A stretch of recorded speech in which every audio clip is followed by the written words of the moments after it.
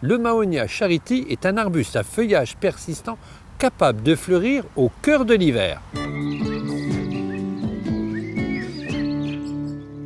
Le Mahonia charity est un arbuste qui est capable de monter à plus de 3 mètres d'auteur. Celui-ci fait au moins 4 mètres de haut. Comme quoi, c'est un arbuste qui se plaît partout. Mais il se plaît surtout dans le nord de la France. C'est un arbuste qui pousse dans un sol calcaire, pratiquement dans tout sol.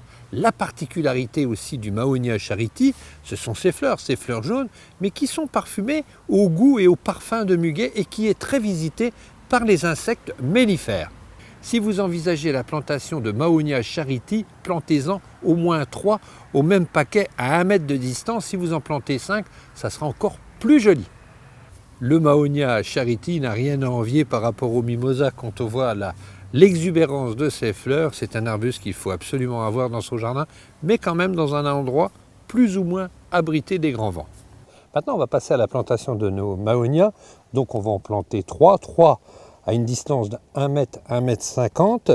Donc pour ça, on va faire des bons trous de 40 à 60 cm de profondeur. On va en profiter pour faire un petit mélange de terreau, de terre, plus de l'arête de poisson. L'avantage de la farine d'arête de poisson, elle va permettre l'enracinement, un meilleur enracinement de notre Mahonia charity. Maintenant, on va passer à la plantation.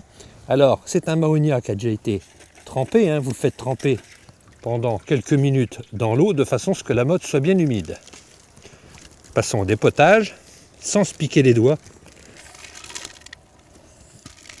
Avec vos mains, vous dégagez un petit peu les racines en les positionnant vers le bas. On pose le Mahonia au fond du trou et on va pratiquer notre plantation. Et on termine en tassant bien autour de la motte du Mahonia. Allez, une fois qu'on a fini de planter, comme toutes les plantations, comptez pratiquement 10 litres d'eau par plante.